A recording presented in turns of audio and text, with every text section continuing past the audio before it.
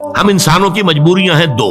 ایک تو یہ کہ ہم اعمال کے ظاہر پر حکم لگاتے ہیں، ہمیں باطنی تو نظر نہیں آتا، ہم کسی کا دل نہیں دیکھ سکتے، ہمیں نہیں معلوم اس کی نیت کیا ہے، اور کسی کی نیت پر بلا سبب شک کرنا، شبہ کرنا، اس کی ہمیں اجازت نہیں. لہذا ہم تو کہہ دیں گے یہ نیکی ہے، یہ نیکی کا کام ہے.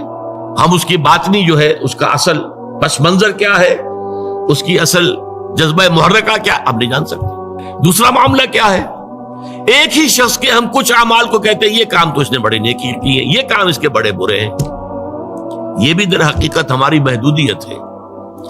حقیقت کے اعتبار سے انسانی شخصیت جو ہے ایک حیاتیاتی اکائی ہے. دیکھیے اگر آم کا درخت ہے تو آم لگے گا، اس میں نیمبو کیسے لگ جائے گا؟ آم لگے گا، نیم کی نمولی کیسے لگ جائے گی؟ اگر آپ ایک درخت میں دیکھتے ہیں کہ آم بھی لگا ہوا، نمولی بھی لگی ہوئی ہے، وہ کڑوی کسیلی نمولی بھی لگی ہوئی ہے اور میٹھا آم بھی لگا، آپ کیا کہیں گے؟ کیسے انہونی سی بات ہے.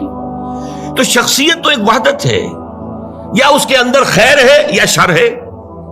شر ہے تو شر ہی ظاہر ہوگا، چاہے اس شر نے اوپر کوٹنگ لے لی ہو خیر کی، بظاہر نیکی کا ایک عمل کر رہا ہے، لیکن اس درخت کا، اس کی جڑ سے جو شر کی غذا اسے مل رہی ہے، اس اعتبار سے اس عمل کے اندر شر ہے، خیر نہیں ہے، چاہے ظاہری اعتبار سے خیر نظر آ رہا. جو شخص نیک ہے اس کے عمل میں نیکی ہی نظر آئے گی، برائی نہیں ہوگی.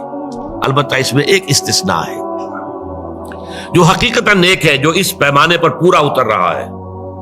وَلَكِنَّ الْبِرَّ مَنْ آمَنَ بِاللَّهِ وَالْيَوْمِ الْآخِرِ وَالْمَلَائِكَةِ وَالْكِتَابِ وَالنَّبِيِّينَ إِلَى آخِرِ الْآيَةِ. جو شخص اس پر پورا اتر رہا ہے اس سے بھی کبھی وقتی حالات کے تحت، وقتی اثرات کے تحت کوئی غلط کام سرزد ہو سکتا ہے.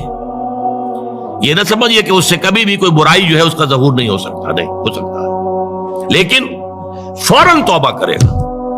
اگر اس کے اندر نیکی ہے، وہ کسی بدی کو مستقل طور پر اپنی زندگی میں، اپنے کردار کے اندر جگہ نہیں دے سکتا.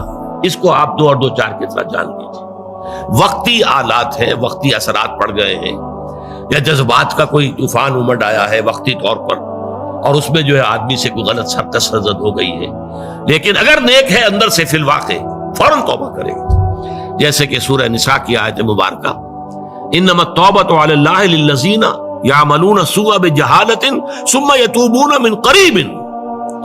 اللہ تعالیٰ نے اپنے ذمے لازم کر لی ہے ایسے لوگوں کی توبہ قبول کرنا کہ جو غلطی سے یا حالات کے دباؤ میں، جہالت میں، نادانی میں کوئی غلط کام کر بیٹھتے ہیں لیکن فوراً توبہ کرتے ہیں. تو یہ فوری توبہ ہوئی. یہ نہیں ہوگا کہ بدی اور نیکی کا امتزاج مستقل طور پر. یہ نہیں ہو سکتا کہ ایک طرف نماز، روزہ، یہ سارا کچھ بھی ہو رہا ہے، دوسری طرف سودی کاروبار مستقل طور پر اپنے دھندے میں شامل ہے. یہ نہیں.